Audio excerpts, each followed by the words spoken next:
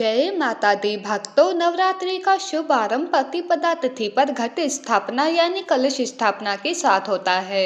नवरात्रि की घट स्थापना में देवी माँ की चौकी लगाई जाती है और 9 दिनों तक मैया के 9 अलग अलग स्वरूपों की उपासना की जाती है।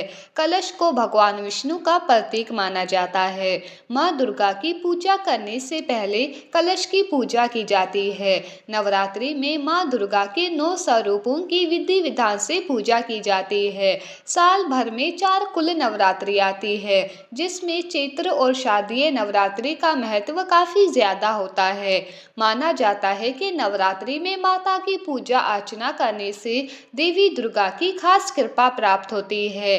माँ दुर्गा की सवारी वैसे तो शेर है, लेकिन जब वो धरती पर आती है तो उनकी सवारी बदल जाती है और इस बार माँ दुर्गा हाथी पर सवार होकर धरती पर आएंगी।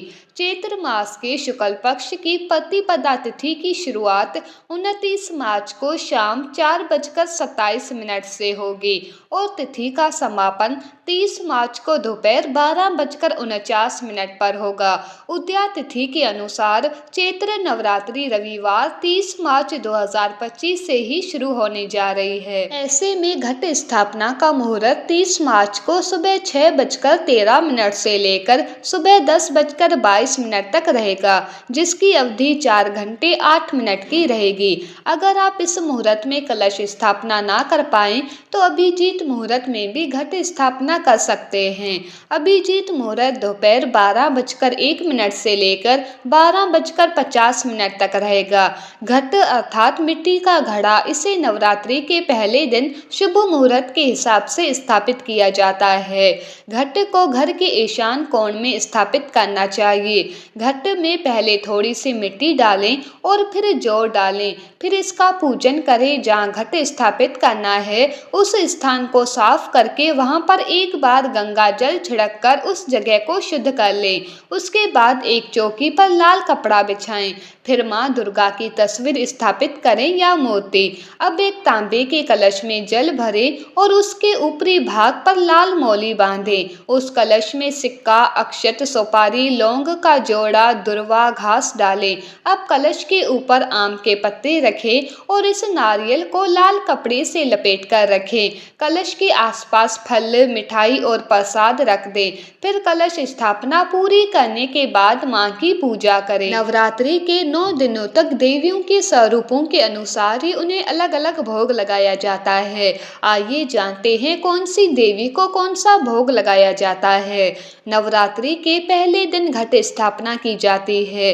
इसी दिन माँ के प्रथम स्वरूप की पूजा होती है। माँ शैलपुत्री हिमालय की पुत्री है। माँ को सफेद रंग पसंद है। माँ को भोग में शुद्ध गाय के घी या घी से बने चीजों का भोग लगाया जाता है। माना जाता है कि इससे आरोग्य का आशीर्वाद मिलता है। चैत्र नवरात्रि के दूसरे दिन माँ के दूसरे स्वरूप की पूजा होती है। भगवान शिव को पति के रूप में पाने के लिए माँ ने कठोर तपस्या की थी। इस कठोर तप के कारण उनका नाम ब्रह्मचारिणी पड़ा। माँ की प्रिय भोग शक्कर माना जाता है। शक्कर का भोग लगाने से आयु लंबी होती है। पौराणिक कथाओं के अनुसार माँ दुर्गा ने दानवों के अंतक को खत्म करने के लिए चंद्रघंटा का रूप लिया था। इसी अवतार ने महिषासुर का वध कर देवताओं की रक्षा की थी। माँ चंद्रघंटा को दूध का भोग लगाया जाता है। माता को दूध से बनी मिठाई या खीर का भोग लगाने से धन लाभ होता है। मान्यता है कि माँ कुष्मांडा ने अपनी दिव्य मुस्कान से ब्रह्मांड की रचना की है। माँ को मालपुए का भोग लगाया जाता है।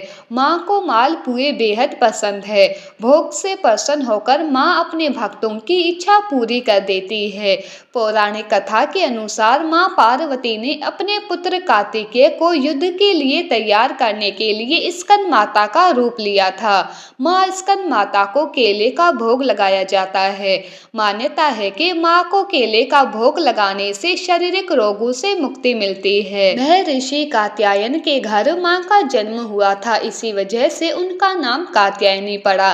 देवी कात्यायनी को देवी दुर्गा का छठा रूप कहा जाता है। माँ को शहद बहुत प्रिय है। शहद का भोग लगाने से आकर्षण की प्राप्ति होती है। माँ कालरात्रि ने भी शुंभ निशुंभ और रक्त बीज नाम के राक्षसों का वध किया था। माँ कालरात्रि नकारात्मकता का विनाश करने वाली है। इनके शरीर का रंग काला और बाल बिखरे होते हैं, इसीलिए इन्हें कालरात्रि कहा जाता है। माँ को गुड़ बेहद पसंद है। इन्हें गुड़ का भोग लगाने से आकस्मिक मौत नहीं होती है। महागौरी को माँ पार्वती का रूप माना जाता है। 8वें दिन को अष्टमी कहा जाता है। सभी भक्त इस दिन विशेष उपासना करते हैं। इस दिन नारियल का भोग लगता है। नारियल का भोग लगाने से माँ आपकी मनोकामना पूरी करती है। माँ सिद्धिदात्री को शक्ति का रूप कहा जाता है। माँ भक्तों के भक्ति से प्रसन्न होकर 9 सिद्धि दे सकती है। नवरात्रि के 9वें दिन इनकी पूजा हवन होने के बाद कन्या पूजन होता है। इस दिन माँ को हलवा, पूरी और चने की सब्जी चढ़ाई जाती है। फिर उस प्रसाद को कुंवारी कन्याओं को खिलाया जाता है और खुद भी खाकर अपना 9 दिन के व्रत को समाप्त करते हैं। आइए अब जानते हैं नवरात्रि की अष्टमी और नवमी तिथि कब है। पंचांग के अनुसार चैत्र मास के शुक्ल पक्ष की अष्टमी तिथि 4 अप्रैल 2025 को रात 8:12 पर प्रारंभ होगी और 5 अप्रैल 2025 को रात 7:26 पर अष्टमी तिथि का समापन होगा। उदया तिथि में अष्टमी तिथि 5 अप्रैल 2025 को शनिवार के दिन मनाई जाएगी और नवमी तिथि 5 अप्रैल 2025 को रात 7:26 पर प्रारंभ होगी और 6 अप्रैल 2025 को रात 7:22 पर समापन होगी। रामनवमी 6 अप्रैल 2025 रविवार के दिन मनाई जाएगी। नवरात्रि में कन्या पूजन का विशेष महत्व है। ये नवरात्रि के 8वें और 9वें दिन किया जाता है। कन्या पूजन में 9 छोटी कन्याओं को भोजन कराया जाता है और दक्षिणा आदि देकर सम्मान पूर्वक विदा किया जाता है। हिंदू धर्म की मान्यताओं के अनुसार इन 9 देवियों को माँ दुर्गा का 9 स्वरूप माने जाते हैं। तो ये थी नवरात्रि से जुड़ी संपूर्ण जानकारी। आपको ये जानकारी कैसी लगी हमें कमेंट करके ज़रूर बताना। अगर वीडियो अच्छा लगा हो तो लाइक करना, शेयर करना और चैनल को सब्सक्राइब करना। धन्यवाद।